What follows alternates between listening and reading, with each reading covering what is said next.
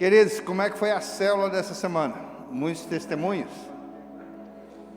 Deu testemunho lá na sua célula? Tem gente da sua célula que foi para o encontro? Tem gente na sua célula que foi para o encontro? Bom. E aqueles que foram para o encontro testemunharam para aqueles que querem ir para o encontro? Muito bem. Nós tivemos pessoas gravando testemunho aqui, vamos ver?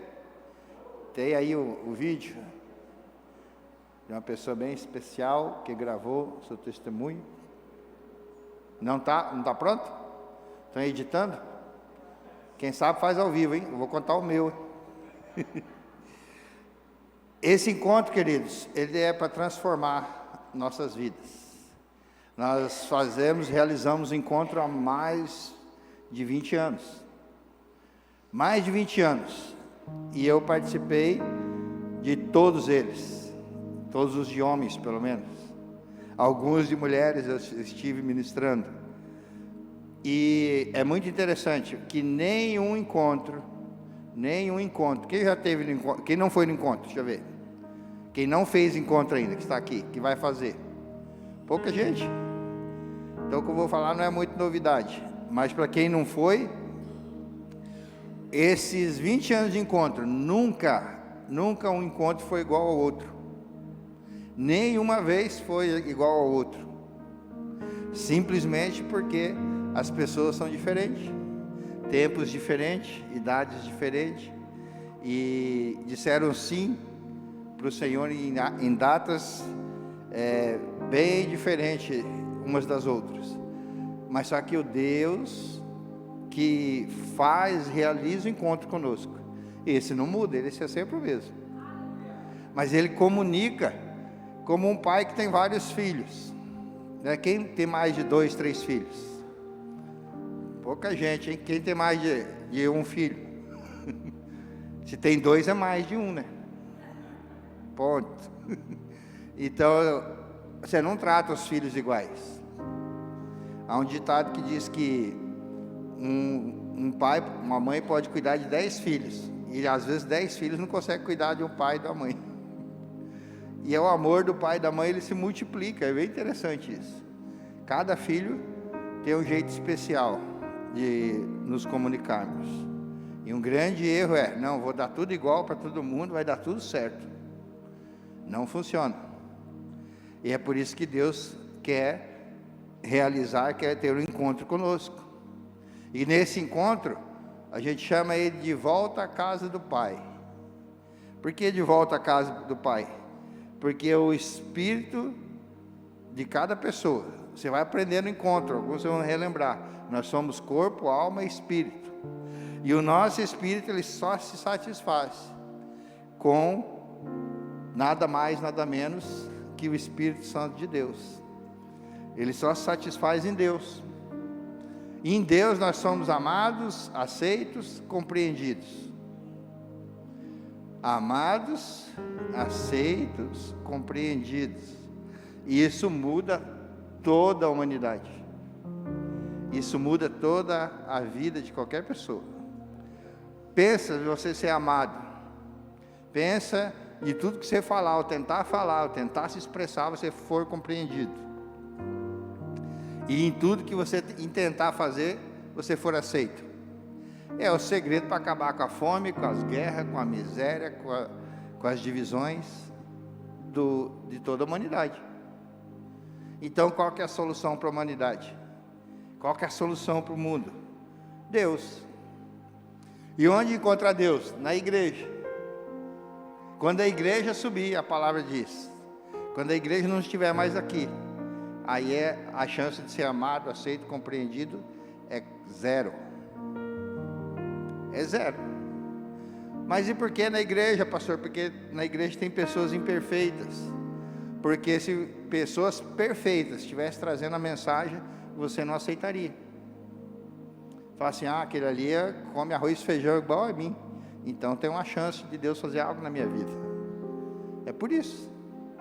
Por isso que Deus deixou essa tarefa para mim e para você.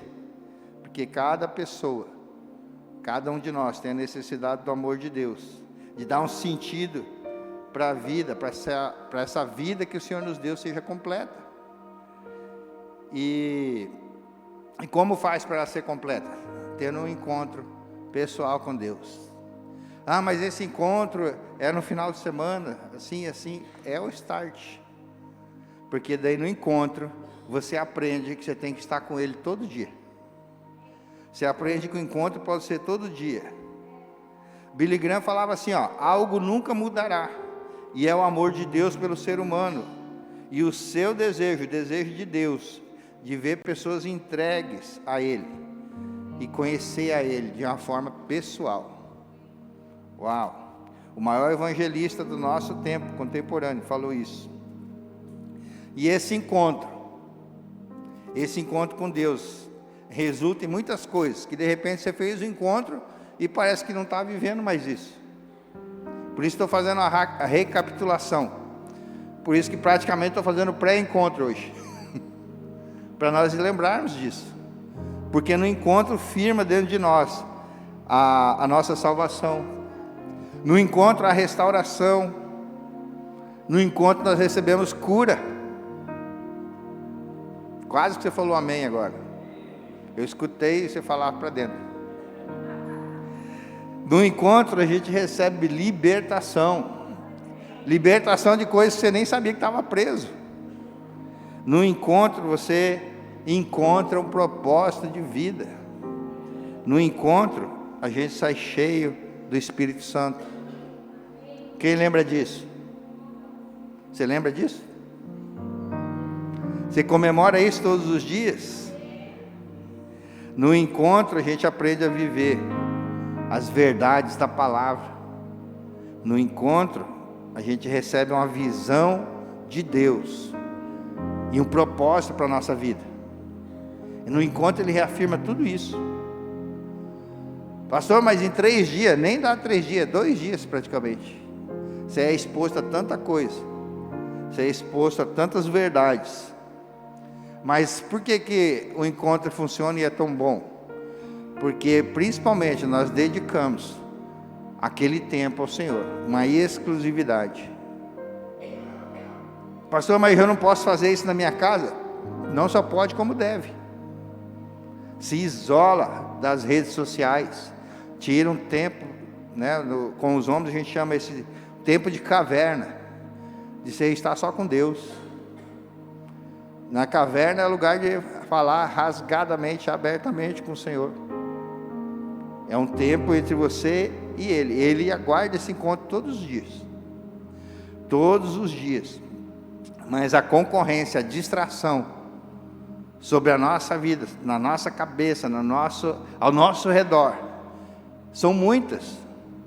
São muitas mesmo.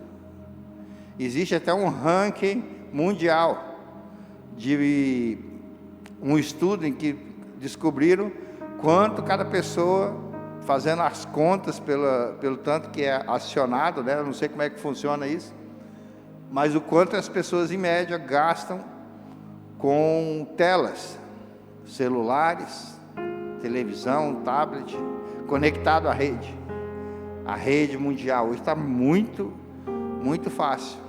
E o Brasil é colocado em segundo lugar nessa lista, com nada mais, nada menos do que 9 horas e 32 minutos por dia. É a média dos brasileiros. A gente só pede para a África do Sul por 6 minutos. 6 minutinhos. Mas o que faz? Mas pelo menos está escutando alguma pregação, lendo a palavra, escutando um louvor. TikTok virou o pastor. TikTok virou o Espírito Santo.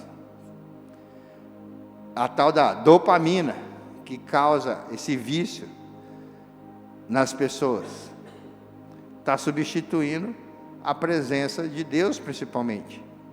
Antes já não tinha muito, né?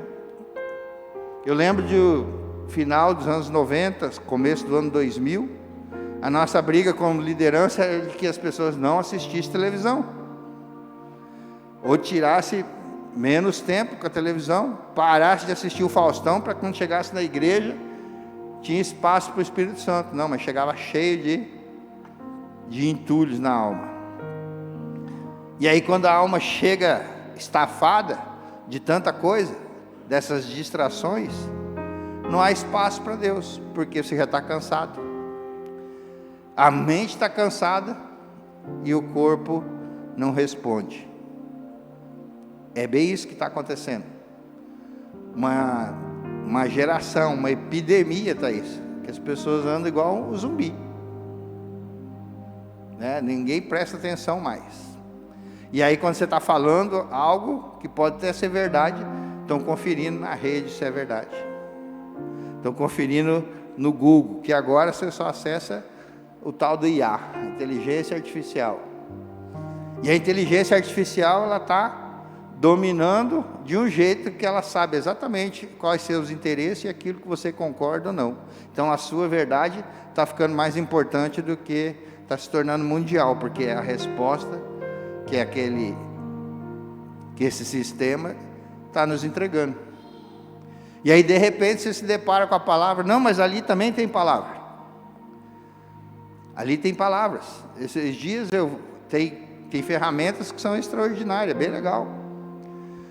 Esses dias eu comecei a ver algumas coisas, cenas do Apocalipse, e eu falei, não quero mais ver, cortei, porque na minha mente eu já tinha, porque lendo a Bíblia você vai montando aquilo que você vai lendo, vai imaginando como é que funciona, como é que vai ser aquilo, e aí o IA te deixa preguiçoso, e muitas vezes, em vez de te deixar esperto, te deixa mais burro, sem querer ofender os bichinhos, te deixa mais lerdo, talvez seja a palavra correta. Por quê? Porque daí você nem quer imaginar, não, é isso aí que está aparecendo, e aí, muitas vezes aquilo não é verdade, muitas vezes não é verdade, então é algo muito perigoso. E o que fazer então, pastor, para ter essa conexão? Como que ter esse encontro com Deus, encontro com o Pai, voltando-se para Ele? Isso nunca vai mudar. Oração, leitura, estudo da palavra. Oração, leitura, estudo da palavra. Mas a palavra está em preto e branco. Hoje ela está digital, pode ser ouvida. Mas tem tantas versões. É que daí assim, tudo é colocado em dúvida. Tudo é uma meia verdade. Porque cada um tem a sua agora. E isso é um plano do inimigo, para que se divida aquilo que na verdade deve ser a verdade pura do Senhor. São os princípios que não mudam, mas que alguns, ou muitos, ou quase todos me incomodam, porque seguir os princípios, obedecer a palavra, tem a ver com deixar o meu querer, a minha vontade, a minha verdade de lado. Então você vai para o encontro, e no encontro você vai escutar verdades duras.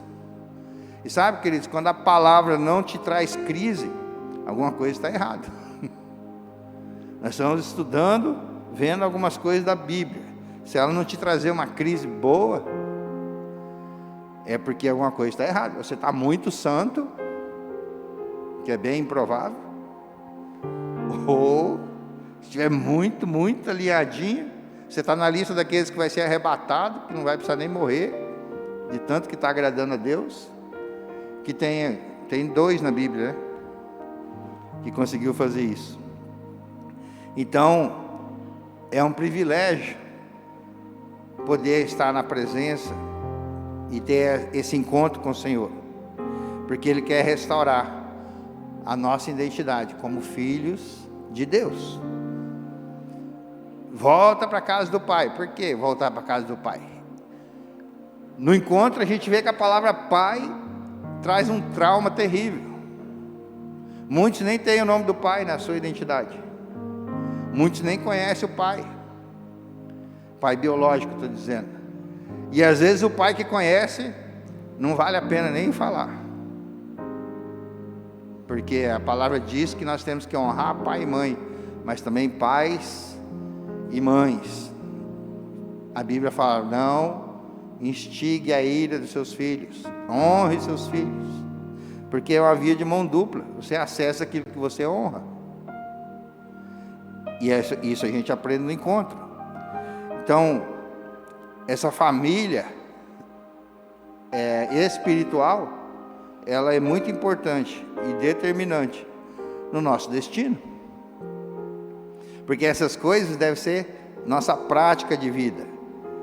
Então a paternidade, ela determina a nossa identidade em Deus, se somos filhos amados do Senhor, e nisso ela autentica a nossa autoridade como os filhos. Há um poder em se tornar filho, e aí isso também respalda, isso nos encaminha, nos dá um propósito de missão, e garante também a nossa descendência, garante uma continuidade naquilo que estamos fazendo. Nada do que é feito para o Senhor fica no esquecimento, nada do que se fizer para o Senhor vai ficar no esquecimento, aliás, reverbera para toda a eternidade, para toda a eternidade. E quando que nós vamos fazer isso? Enquanto você está vivo, enquanto você está aqui. Quando lemos João capítulo 14, no verso 8, Senhor, mostra-nos o Pai, e isso nos basta. Então, no tempo de Jesus, ele veio ministrando, pregando para os israelitas, e eles não conheciam a paternidade de Deus. Jesus veio revelar. E quando ele fala uma verdade de que ele era o Filho de Deus, começaram a perseguir ele. Quando você firma a sua identidade, você arruma um monte de inimigo, porque tem gente que não gosta desse negócio de Deus, dá muito trabalho. Então eles chamavam Deus, quando eles falavam de paternidade, eles falavam de pai Abraão. Lembra a musiquinha? Pai Abraão tem filhos, muitos filhos ele tem.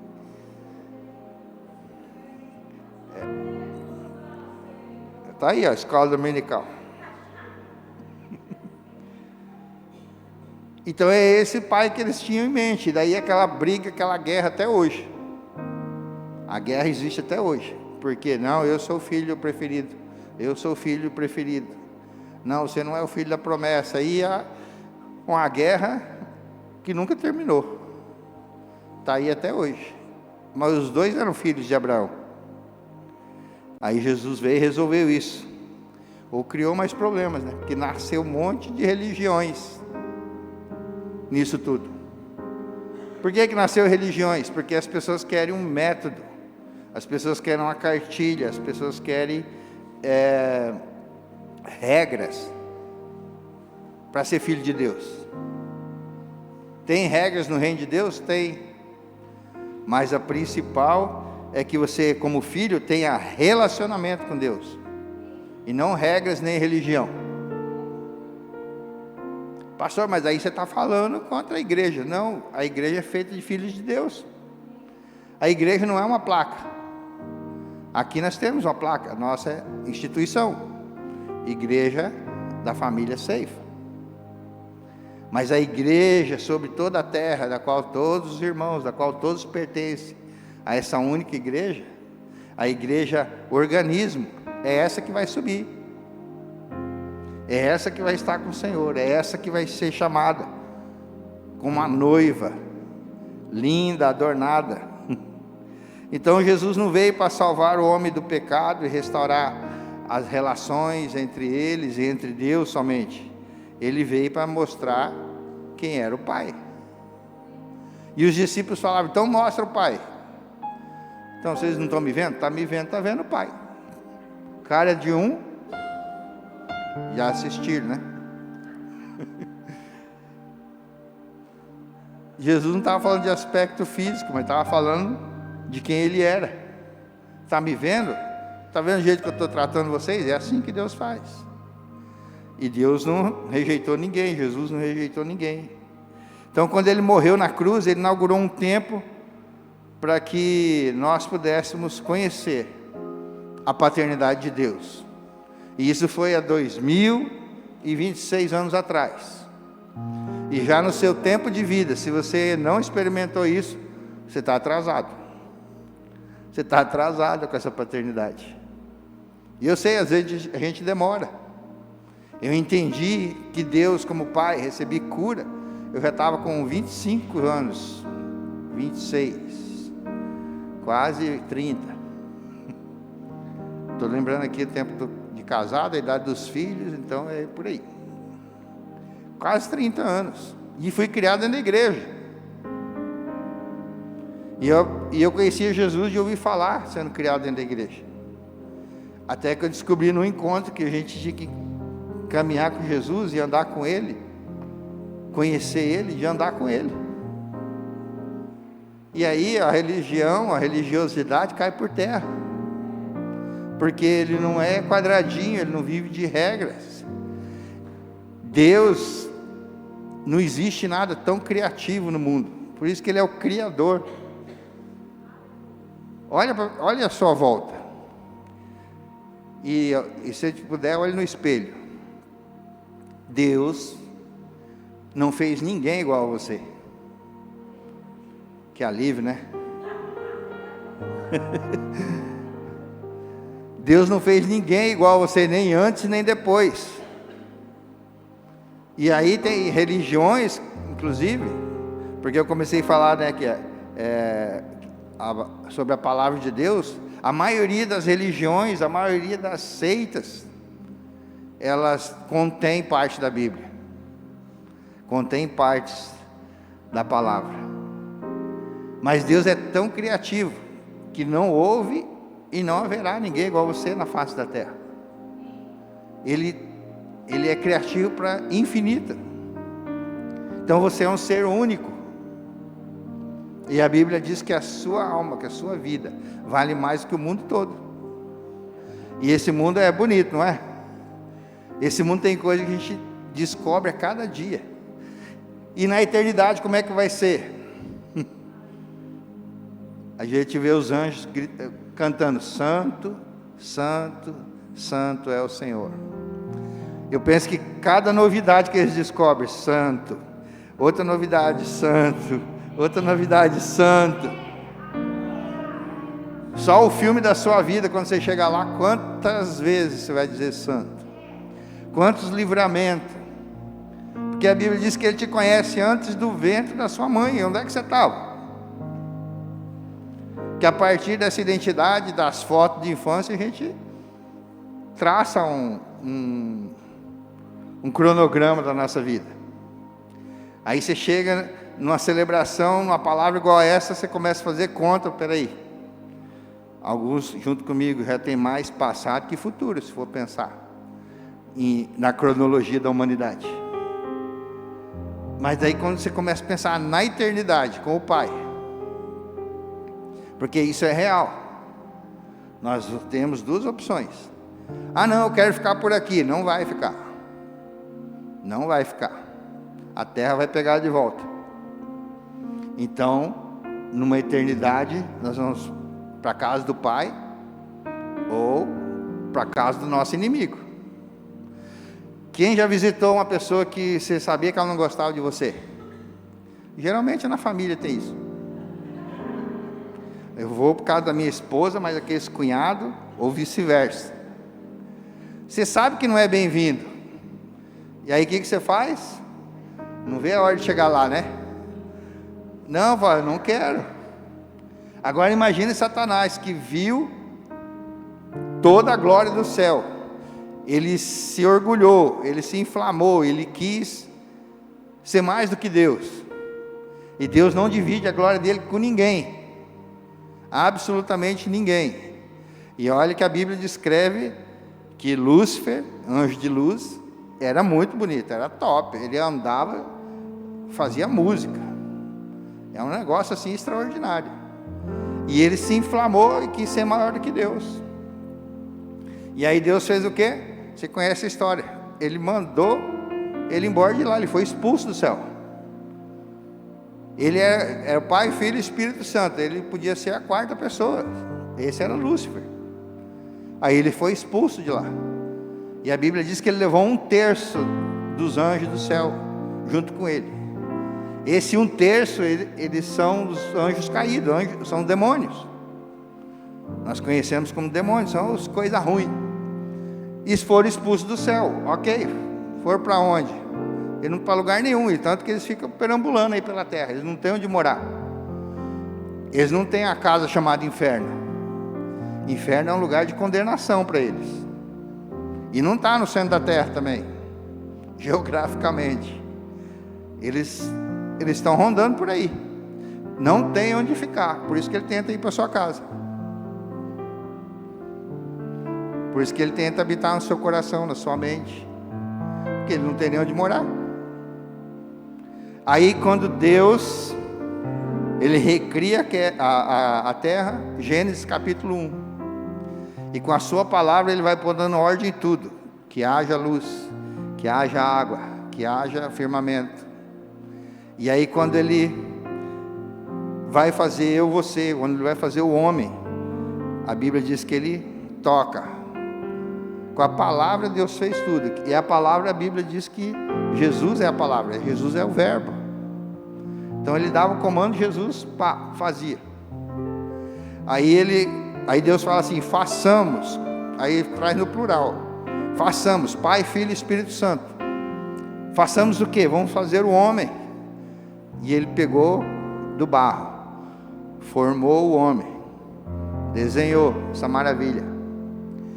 E aí deu um sopro de vida. Soprou nas narinas, a palavra diz. É o ruá de Deus, deu sopro de vida. E o homem se tornou um ser vivente. E aí tinha todo um jardim para cuidar e toda a história que você conhece. Naquele dia que recebeu o sopro de vida, Satanás ficou possesso. Satanás ficou louco.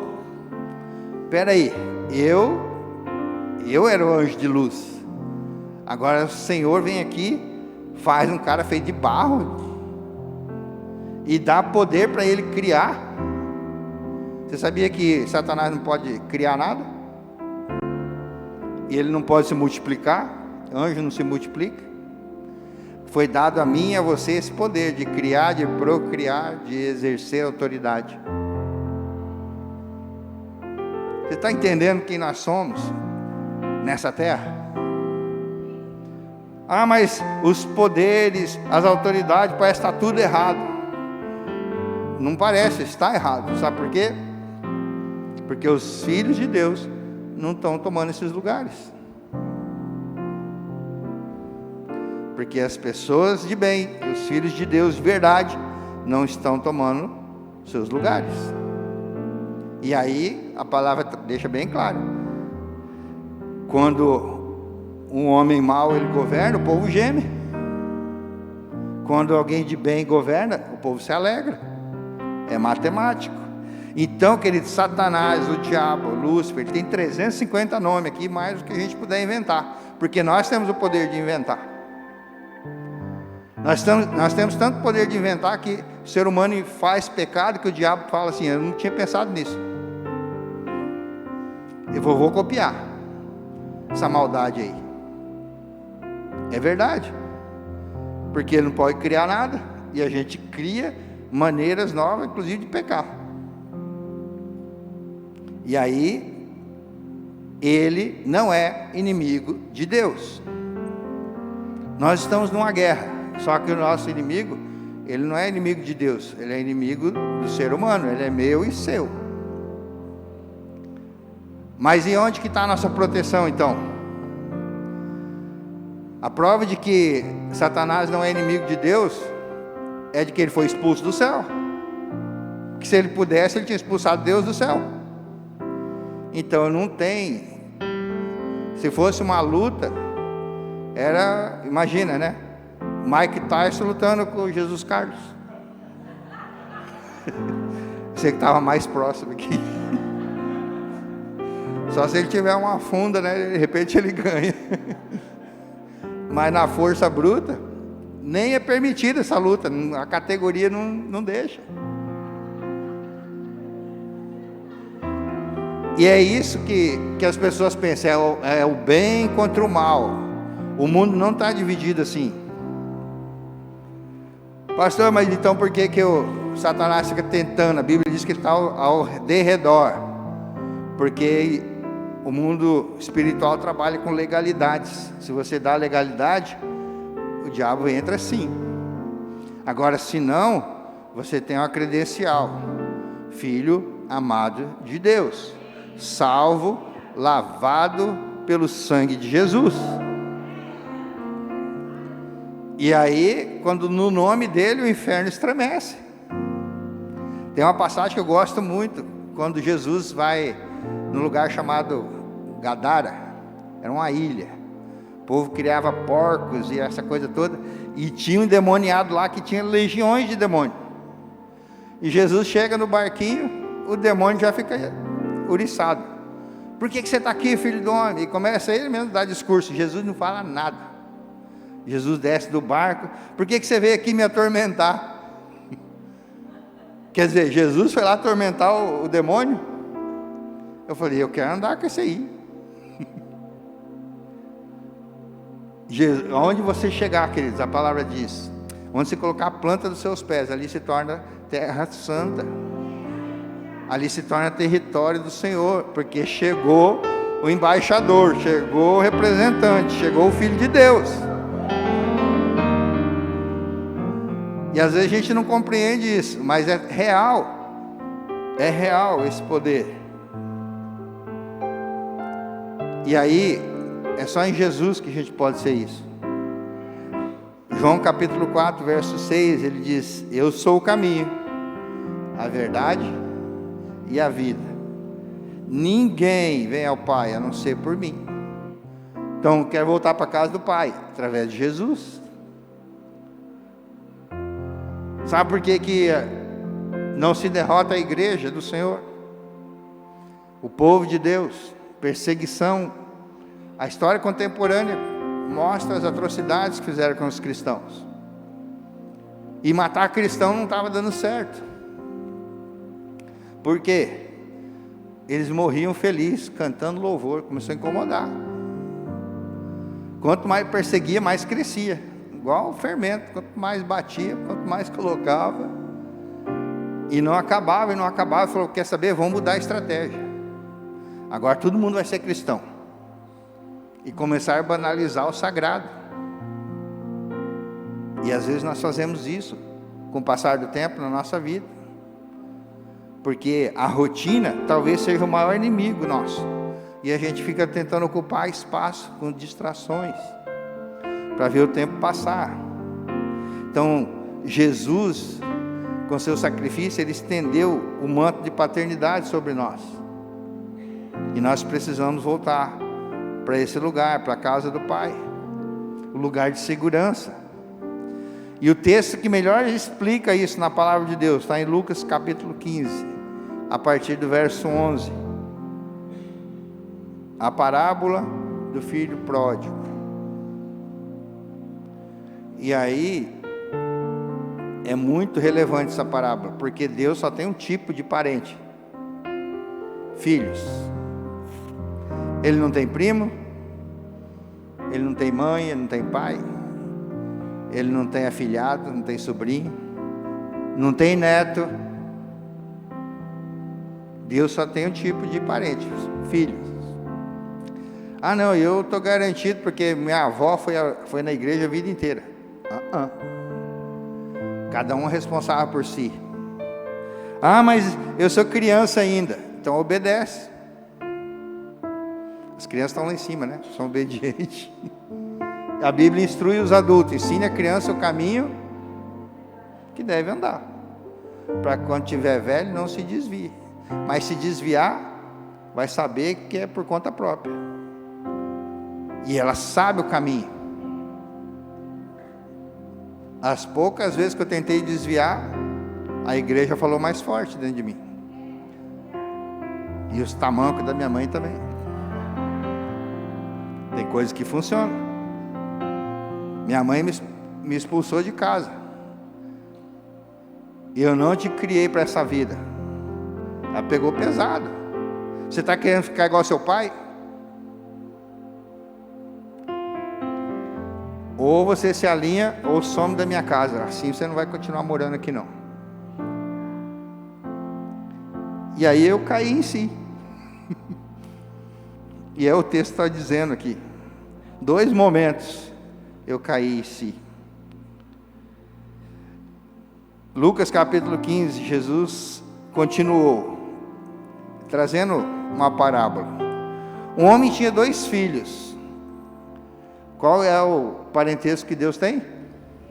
Filhos. Então você pode se identificar com um ou com o outro. O mais novo disse ao pai: pai, quero a parte da minha herança. Assim o pai repartiu a propriedade entre eles. Herança a gente recebe depois que os pais morrem, né? É por isso que tem Antigo e Novo Testamento, porque Jesus morreu por isso. E aí nós temos acesso.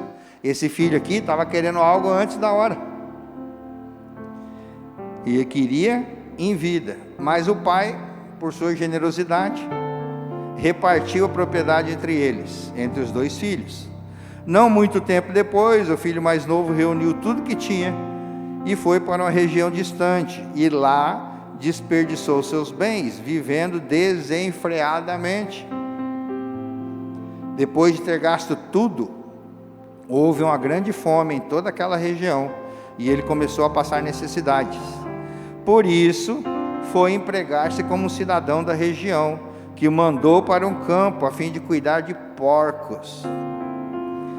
Ele desejava alimentar-se com as vargens de alfarrobeiras que os porcos comiam, mas ninguém lhe dava nada, nem a comida do porco que estavam dando para ele. Vai comer a comida do porco, o porco vai emagrecer, vai ter prejuízo. E para um israelense, para um judeu, porco é a figura do demônio. Para o islamismo também. O porco é a figura de Satanás. Então eu não podia nem comer, nem chegar perto desse animal impuro. E o emprego que ele arrumou foi cuidar disso. Pensa o cara que chegou no fundo do poço. Quando ele chegou no fundo do poço, o que aconteceu? A Bíblia diz que ele caiu em si. O que é o caiu em si? Acho que agora caiu a ficha, né? Que nem diz. Ele caiu em si e disse: quantos empregados do meu pai têm comida com fartura e eu aqui morrendo de fome? Vou me levantar, voltar para meu pai e dizer a ele: pai, pequei contra o céu e contra ti, já não sou digno de ser chamado teu filho, trata-me como um dos teus empregados. Isso é cair em si, isso é arrependimento. Mas sofreu uma dor tremenda, né? Passou muito apurado. Tem gente que tem tanto orgulho que nem nessa hora. Tem gente que tem tanto orgulho que nem nessa hora. Porque Deus me deixou chegar nessa situação. Não reconhece que foi a sua escolha, a minha escolha, a escolha da pessoa que levou para aquele lugar. A seguir, levantou-se e foi para o seu pai. Ele preparou o discurso e falou: é isso que eu vou fazer. Ele ainda estava longe quando o pai o viu, o qual, movido por compaixão, correu, abraçou-o fortemente e ternamente o beijou. Uau! Pensa na situação desse filho. Estava longe, com fome, cuidando de porco, devia estar cheiroso. E de longe, voltando para casa, o pai reconheceu e fez tudo isso. Abraçou e o beijou. Mas por que esse pai não foi atrás desse filho?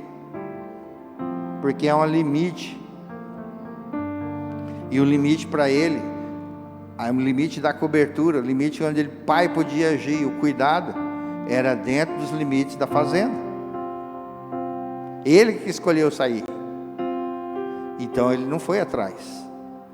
Mas tem que ir atrás.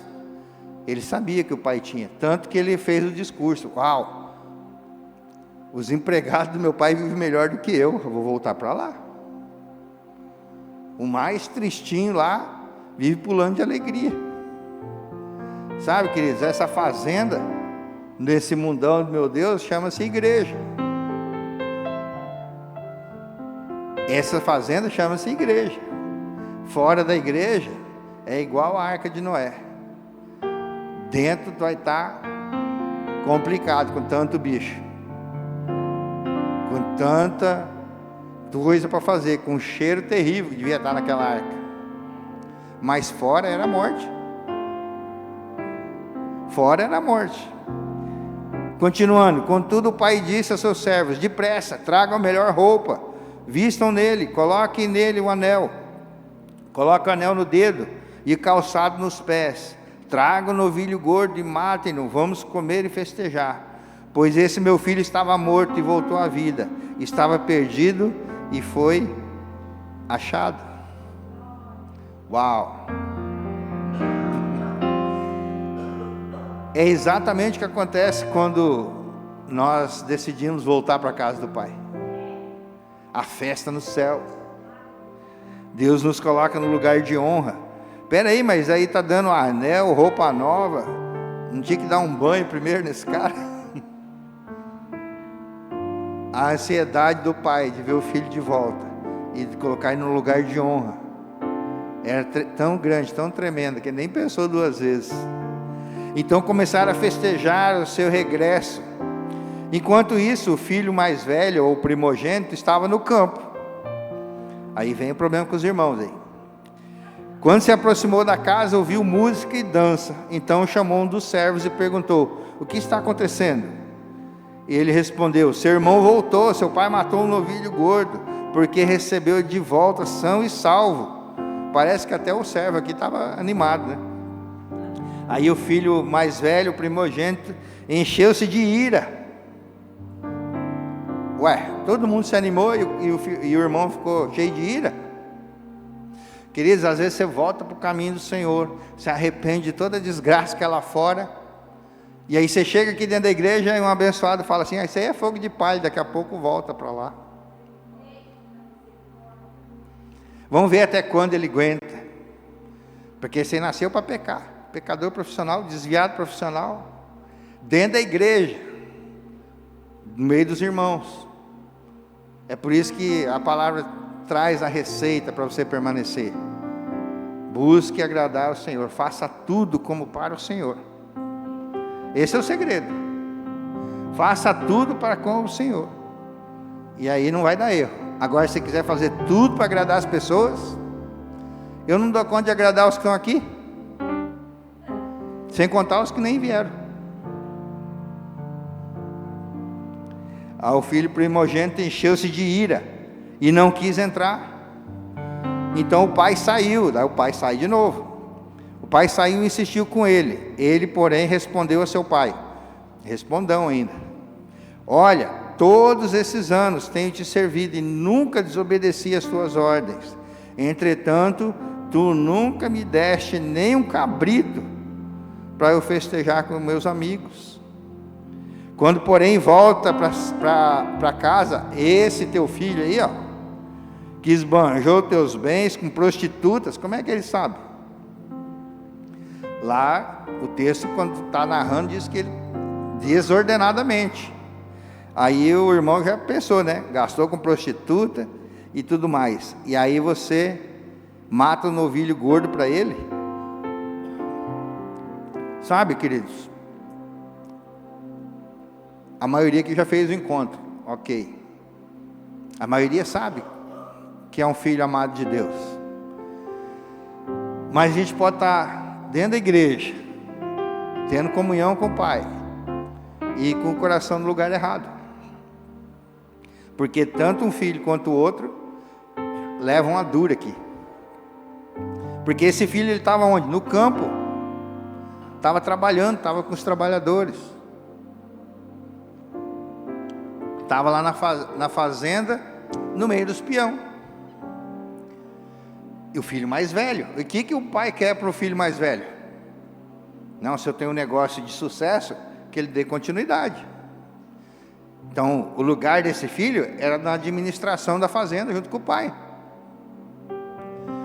Aí ele fala assim: eu estou aqui, te obedeci, fiz tudo que você mandou. Sim, mas você tinha autonomia igual o irmão mais novo, que pegou e saiu, fez burrada, mas você recebeu a sua parte.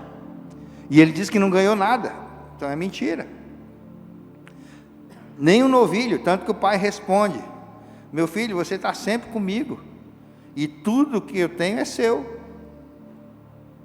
Então, estava no lugar errado, com o coração no lugar errado.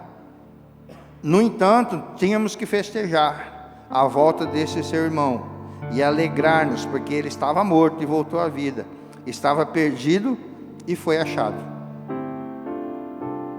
Então, esse pai representa a Deus nessa parábola. Os filhos pode ser eu e você,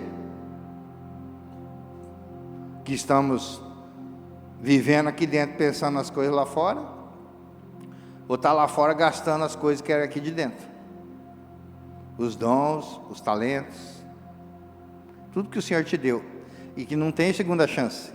Você é o único, é para esse tempo, é para esta era, para essa geração, que nós estamos aqui para fazer a diferença. Então, a festa nos céus, quando alguém se arrepende de verdade, quando estamos debaixo desse manto de paternidade, da proteção da fazenda. Isso determina a nossa identidade, quando a gente está focado nisso. Mas precisa de arrependimento, de falar para Deus: Deus, aqui ele fala com o Pai: pequei contra o céu, pequei contra ti. E o pecado nos afasta de Deus. E esse sentimento: não sou mais digno de ser chamado teu filho. Como é que a gente sabe? Tem algo aqui dentro que comprova: eu estou errado nesse negócio. Sabe, tem pessoas que a gente convida para ir para o encontro, para ir para a igreja, para ir para a célula, e ela fala assim: não, eu sou muito pecador, quando eu melhorar eu vou melhorar um pouco, porque senão é capaz de eu entrar lá na igreja e ser fulminado. Tem gente que tem esse medo. Tem gente que tem medo de falar com a liderança, com os pastores, porque eles são mais íntimos de Deus, e o Espírito Santo vai falar da minha vida, e vai ficar tudo exposto. Tem gente que tem esse medo. Tem medo de voltar para o Pai. Não, para mim não tem jeito, para mim não tem perdão. Um dia eu falei para uma pessoa, falei: não, mas o sangue de Cristo, a cruz, é para isso. A gente leva lá. Aí a pessoa falou: então quer dizer que Deus passa pano, então. E aí a minha mente foi: passar pano quer dizer, vai relevar isso aí? O tempo que a gente vive sem conhecer é desse jeito. Só que o Espírito Santo me deu a estratégia na hora. Falou: Deus passa pano sim, mas é encharcado no sangue do Filho dele. É no sangue de Cristo que apaga tudo. Ele coloca no mar do esquecimento e bota uma placa lá: proibido pescar. Para de lembrar desse passado aí, e bola para frente. Então o encontro, ele ressignifica a nossa vida. Mas aconteceu tanta coisa ruim. Ok, deixa para lá. Meu pai não é o ideal de pai. Eu sei o que é ter o pai ruim. O pai ausente, um pai que não cumpre os princípios da palavra, tanto um pai biológico quanto um pai ministerial, porque eram homens, assim como eu. Quer saber dos meus defeitos profundamente? Fala com meus filhos.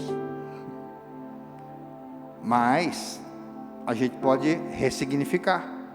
Não importa que tipo de pai a gente teve, importa que pai nós vamos ser daqui para frente, porque aí nós vamos ter que prestar conta.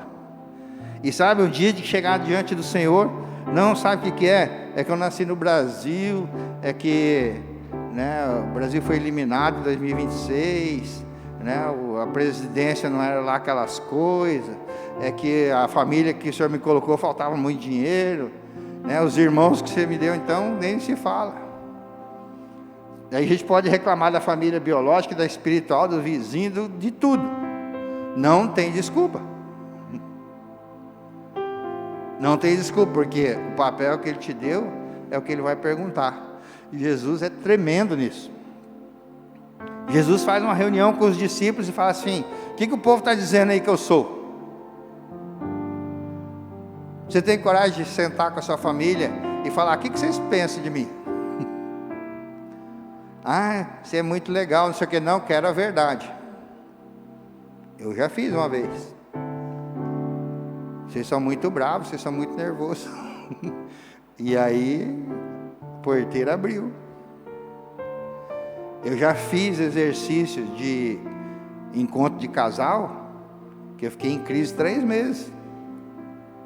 Em coisas que eu achava que eu era top, mas não tinha feedback. Eu me achava o marido. Já contei isso aqui. E aí tinha uma tarefa assim: pede para o seu cônjuge elencar 10 defeitos. Não, 10 qualidades. O primeiro era as qualidades. 10 qualidades que ela vê em você, ou que o seu cônjuge vê, né? Aí, café da manhã, falei: amor, tem uma tarefa para hoje. Você pode dizer assim para mim 10 coisas que você admira em mim? Fazia parte da tarefa, e eu com a caneta na mão, né? Ela mexendo na pia, falou: tem que ser agora? Falei: não, pode ser mais tarde, na hora do almoço. Ai, eu terminar esse negócio aqui, depois eu vejo. Aí era 15 para meia-noite. Falei: no outro dia tinha outra tarefa, tinha que... amor, eu precisava daquela lista. Ah, tá bom, isso. Na quarta ela já travou, daí ficou inventando profeticamente outras qualidades, tenho certeza. E concluiu as 10. Eu falei: ufa, tá bom. No outro dia, mesma cena, café da manhã. Falei: amor, hoje a tarefa é diferente, eu preciso que relacione 10 defeitos que você vê na minha vida como marido. Ela: só 10? Anota aí. Tchá. Real isso. Ela falou os 10 tão rapidinho, eu acho que ela já imaginou, né? Se tinha qualidade, pode ser isso também. E aí, coisas que eu achava que eu estava bem. Então, eu volto a dizer: não é o que você acha, não é o que o Iá está dizendo. Porque sempre vai trazer coisa boa, é igual horóscopo. Alguém viu algum acidente que aconteceu no final de semana aqui? Bateram o carro, capotaram. Toda hora aparece, porque as ambulâncias não param ali perto de casa. Ninguém chega para o acidentado lá e fala: qual que é o seu signo? Porque as previsões era só ter usado uma roupa de tal cor. Ah, errou na cor, né? Não tem nada a ver. Ninguém pergunta isso. Porque todos os signos têm uma coisa boa. Então fica se enganando. Então, coisas que eu achava que eu era muito bom, talvez estava no primeiro, segundo lugar. E eu fiquei em crise, eu não conseguia avançar na tarefa durante 3 meses. Falei: eu preciso corrigir esse negócio. Isso foi real. E o livro é bem difícil, é 40 dias. 40 dias. E eu acho que aquele era o 13º, segundo dia. E eu travei, até eu voltar no livro de novo. Eu já nem queria. Porque confronto é ruim. Aí quando você acha que você está fazendo bem, tem todo um esforço, porque você não é aquilo ali. Tem todo um esforço para chegar ali. E ainda não está bom? Qual que é o caminho mais fácil? Que se exploda, desisto. Falei: não, eu fiz um compromisso diante de Deus, vou amar essa mulher até que ela morra. Ou eu, né? Quem que vier primeiro. É bom falar quando ela não está aqui, né? Semana que vem ela está de volta. Mas quando a gente volta para a casa do Pai, a nossa identidade e o nosso posicionamento dentro da família fica fácil. Porque Deus tem um projeto, Deus tem um papel para cada um dentro da família. Na família espiritual, na família biológica. Seu papel de homem, seu papel de pai, seu papel de filho, está bem definido pela Bíblia. Seu papel de mãe, de esposa, de filha, está bem definido. Os filhos, todas as fases, está tudo na Bíblia que é para fazer. Ah, mas a minha família bagunçou o coreto. Foi problema da família que você está. Aí você tem que, o nosso balizador, o nosso croquis, que eu chamo, é a Bíblia. Ah, mas as coisas estão muito mudadas, precisa atualizar. Todo mundo tentou atualizar, foi de arrasta. Os princípios não mudam. Os princípios não mudam, nunca mudaram, não vão mudar. Então, essa paternidade determina a nossa identidade, autentica a nossa autoridade. É por isso que podemos fazer missões. E falando em missões, nossos missionários estão chegando. 00:30 chega o voo. São 37 malas que a gente tem que buscar. E agora é real, quem tem carro grande que pode estar lá esse horário? Seria legal se a gente pudesse fazer uma recepção, né? Mas eu entendo, 00:30, aeroporto, vai estar bagunçado. Eu sei que tem alguns que já vão, mas além dos que vão, que eu sei que o pastor Saulo vai buscar a Bia, né? Tem alguns que vão. Eu precisava de carro grande para ajudar a trazer mala, não vai caber na caminhonete. Precisava de pelo menos mais 4 carros para ir comigo, para trazer o pessoal. Pastor Edi? Aí, já se escalou aqui. Quem pode? Jesus está indo, pronto. O Hamilton, Jesus Carlos, Denilson, Cassiano. Muito bem. Seu Wilson.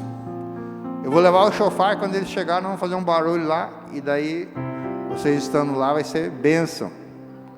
Ah, eu vou junto com eles. Não vai junto, que daí não dá para trazer as coisas. Deixa só o motorista. Muito bom. Então, eu vou contar com vocês. Obrigado. Deus abençoe. Então, quando nós aprendemos, queridos, a ser filho de Deus, todas as nossas feridas do passado, nossas crises, elas se tornam cicatriz. As feridas se tornam cicatriz. E a cicatriz, ela se torna um ministério. É por isso que eu estou há 1 hora falando aqui com vocês. Já deu 1 hora, vocês viram? E eu não conseguia me expressar para ninguém. Foi no encontro que eu fui curado. Uma história que é palhaçada, mas é real. Eu tinha timidez paralisante. Eu nem sabia que tinha esse sintoma. Mas eu simplesmente travava diante das pessoas. Eu na escola, quando tinha trabalho de apresentação, eu já sabia que a nota era mínima. Ah, valia 3, ufa, só 3. Porque eu não ia para frente. Mas no fundão, era o líder da bagunça. Sentava sempre lá atrás, com a desculpa de que era grande. E na verdade sempre fui o maior da turma. Mas os professores colocavam atrás por causa da altura. E era o lugar da bagunça. Então eu não conseguia me expressar. E foi no encontro, a partir do que eu recebi no encontro, que Deus podia perdoar. Foi no encontro com Deus que eu aprendi que tinha que ter tempo com Deus. 5 mais 5 mais 5. Para os homens a gente chama de olé. Oração, leitura, estudo da palavra. 5 minutos de oração, 5 minutos de leitura, 5 minutos de estudo. Os primeiros 15 minutos. Aí quando você não tem intimidade com Deus, você fala, o que eu vou falar com Deus? Você orava, trazia uma lista, olhava no relógio e ainda faltava 4 minutos. Eu falei, não tenho vocabulário para isso. E hoje a gente começa a orar, a hora que veja se passou 1, 2 horas, 3 horas, fala, e o resto, como é que eu faço? Volta amanhã. E também tem que tirar tempo para escutar a Deus. E num desse tempo de devocional, o Espírito Santo falou audível, sim, no meu ouvido, falou, perdoa o palhaço. Perdoa o palhaço. E aí veio a história de quando o palhaço me causou uma ferida que me causava paralisia, não, timidez paralisante. Eu contei isso para a Lulu. Cadê a Lulu? Levanta a mão aí, eu estou te vendo. A Lulu era criança, ela falou assim, grava para mim. Eu tive que gravar a história, porque ela sempre queria que eu contasse igual. Gravei a história para ela. E quando eu falei aquilo, eu escutei, né? O Espírito Santo falar, perdoa o palhaço. Eu, palhaço? Veio na minha mente, quando eu tinha de 7 para 8 anos. Eu entrei no circo sem autorização, sem dinheiro. A gente chamava entrar de ratão, né? Por debaixo da lona, coisa de bagunça dos moleques da rua. E eu entrei no circo, e daí estava acontecendo um festival, umas brincadeiras, e tinha prêmio para quem cantasse melhor. Minha mãe já me levava na escola dominical nessa época. E na minha cabeça eu pensei, todo mundo gosta de Jesus, eu vou cantar uma musiquinha de Jesus, e esse carrinho é meu. O prêmio era um carro de plástico. Já ganhei. Quando eu subi, que o palhaço me deu o microfone, eu olhei, o circo estava lotado, igual vocês estão me olhando aqui, aqueles milhares de olhos em cima de mim. Eu travei, falei, o que eu estou fazendo aqui? Nem lembrei da música, e muito menos de qual era o castigo para quem não cantava. Aí o palhaço dava um empurrão, né? Canta, menino, canta, menino. Eu não cantava nada. Você não canta nada. Ele me tomou o microfone, e aí me colocou perto do palco assim, e falou, amarra o sapato. Eu estava descalço. Quando eu me abaixei, me deu um chute no traseiro, bem dado, com aquele sapatão, né? E aí, eu vendo tudo isso, quando fui orar, eu já era casado, tinha 2 filhos e estava passando por isso. Falei, eu tenho que perdoar esse palhaço. Como eu não desci, não tinha, o circo estava lotado, não tinha lugar para pular. Ele veio e me deu outra. Foi o único que recebeu 2 chutes. E todo mundo começou a rir. Mas riram. E aquela vergonha, aquele negócio, do jeito que eu pulei e desci, eu peguei o rumo e fui embora. Nunca contei para minha mãe, naquela época, né? Depois de grande ela ficou sabendo. Não contei, porque ela ia perguntar, como é que você entrou no circo? Eu sabia que não tinha dinheiro para isso. Aí a verdade dói, né? Então eu deixei a verdade para depois. Eu já tinha levado 2 chutes. Aquela ferida do chute passou. Mas aquele ficou um bloqueio dentro de mim. Falei assim, cada vez que você for falar, eles vão rir de você. E geralmente, quase sempre que eu falo, tem gente rindo. Mas eu sei que não é de mim. E se é de mim também, não tem problema, porque eu sei quem eu sou. Com meu Pai que está no céu. Quando eu falei essa palavra lá na minha casa, no lugar secreto, depois do encontro, eu falei, Senhor, eu perdoo esse palhaço. Algo saiu das minhas costas, algo mudou aqui dentro. E eu não vi a hora de pegar o microfone para falar. E foi só no próximo encontro que eu fui trabalhar que me deram a oportunidade de contar. E eu comecei a falar e comecei a contar. E aí tiveram que me tomar o microfone de novo. O pastor falou, realmente está curado, ele não quer devolver mais. E eu descobri, sabe o quê? Que a grande maioria das pessoas tem mais medo de falar em público do que de morrer. Não é loucura? Por quê? Porque vai se expor. Aí quando você se expõe para o seu Pai que está no céu, quando Ele te aceita, quando você sabe quem você é nele, não importa o que vão pensar de mim, eu quero é assim. É assim que funciona. Então, esse encontro tem que ser diário, para afirmar toda essa identidade nossa, para saber quem nós somos. Você tem um Pai, você é filho, você é filha de Deus, e tem uma herança garantida para você, a partir da cruz, a partir do que Jesus fez. Eu vou pedir para você, sentado mesmo, feche seus olhos. Pai, aqui está teus filhos, que são filhos amados do Senhor. Obrigado, Senhor, por toda a ação do Senhor na vida deles.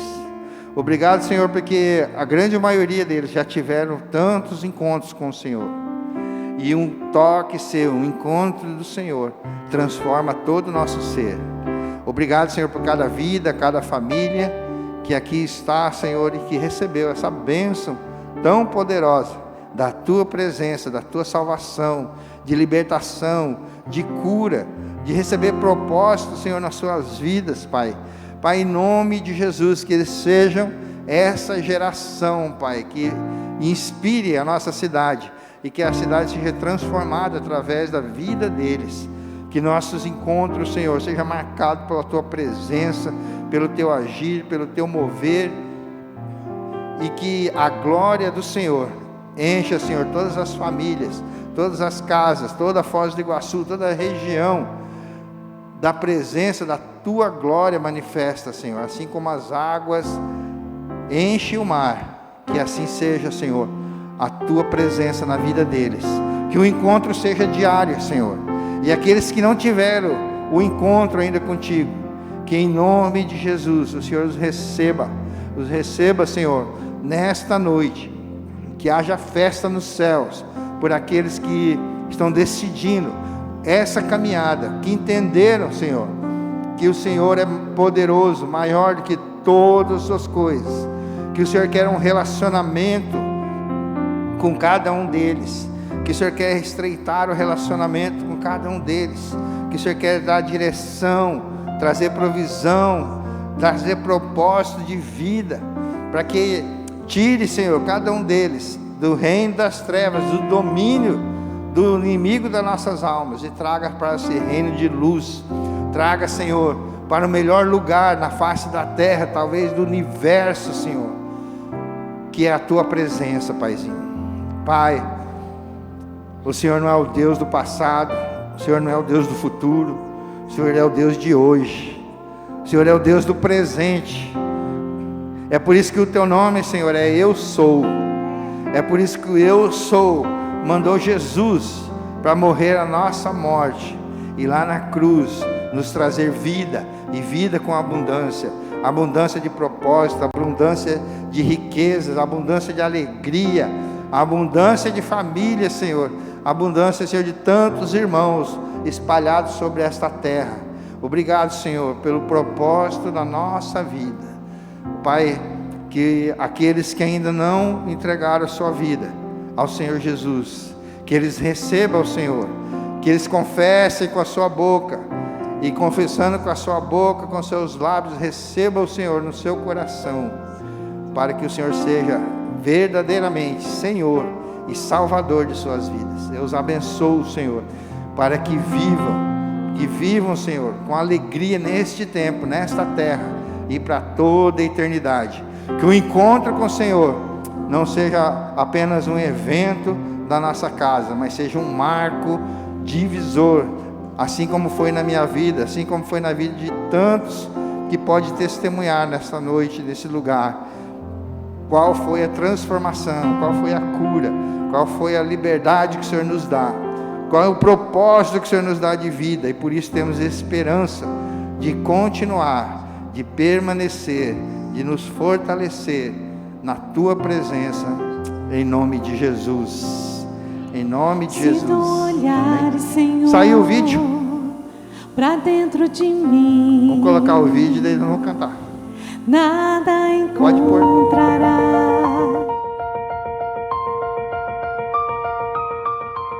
O meu encontro com Deus começou quando o meu neto Pedro me convidou para vir para a igreja. A ida até o encontro foi uma procura, uma busca, porque a vida inteira eu procurei em outros lugares as respostas para a minha ansiedade. E eu nunca encontrei, sempre senti um vazio muito grande, mesmo indo a lugares que hoje em dia eu sei que foi muito errado. Então essa foi a minha busca no encontro. Tirar minhas dúvidas, sobre a minha vida e me aproximar mais verdadeiramente de Deus.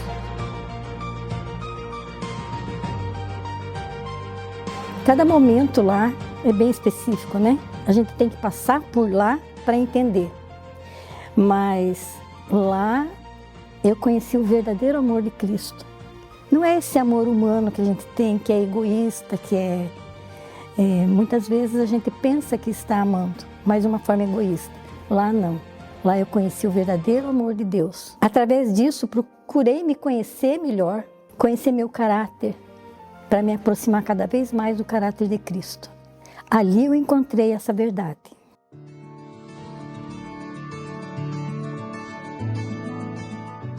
São tantas coisas que mudaram, mas eu posso afirmar para você que todos os dias eu tenho uma resposta de Deus. Quanto mais você procura a Deus e procura viver esse amor, mais a gente aprende esse amor através da obediência. E eu aprendi no encontro o valor da obediência. A obediência não é fácil, ela machuca, ela dói e muitas vezes vai muito contra tudo aquilo que a gente como humano espera. Mas eu sempre tive a mania de entregar para Deus e ir correndo buscar. E isso não é a solução. Quando você entrega verdadeiramente para Deus, você tem a resposta. Muitas vezes não é a resposta que a gente quer, mas é a resposta correta. E isso eu aprendi no curso, no encontro, fui muito acolhida, passei momentos bem difíceis depois disso, porque não é que você está caminhando com Deus que você não vai ter problema. Eles estão aí, é a vida. Mas o problema se torna muito mais leve quando você está acompanhada com pessoas que têm um valor verdadeiro do amor de Cristo.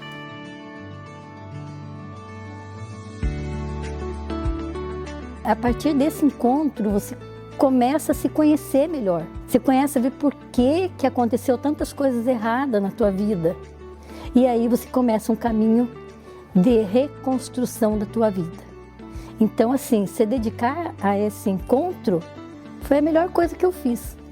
E eu aconselho, sim, quem estiver aqui, que vá fazer o encontro. Porque é maravilhoso. Cada palavra que você ouve lá vai mexer um pouquinho com a tua vida. Vai te mostrar onde que você deve trabalhar para melhorar e ser feliz. Que bom ter você conosco até aqui. Nós somos a Igreja da Família Ceifa, uma casa centrada na Palavra de Deus e na família. Acredito que essa mensagem tocou o seu coração. Então agora quero te desafiar a dar passos de fé. E o primeiro passo é arrependa-se, entregue a sua vida ao Senhor Jesus, para que Ele seja o seu Senhor e o seu Salvador. E comece uma nova jornada, uma novidade de vida com Ele, seguindo seus princípios. Se você, por algum motivo, esse é o segundo desafio, se afastou dos caminhos do Senhor, volte, esse é meu convite. Aqui você tem uma casa, uma família, uma igreja de braços abertos para te receber e para você pertencer. E por fim, tão importante decida pelo batismo nas águas. É a sua decisão pública de fé. Isso é muito, muito pessoal. Jesus disse, aquele que crer e for batizado, esse será salvo. Se você disse sim para algum desses passos, algum desses desafios, fale com um dos nossos pastores, chame-nos no chat ou escaneie o QR Code que está na tela e siga conectado online. Nós temos conteúdos semanais no YouTube, no Instagram e no nosso aplicativo. Igreja da Família Ceifa, uma igreja para você pertencer. Que Deus te abençoe sempre.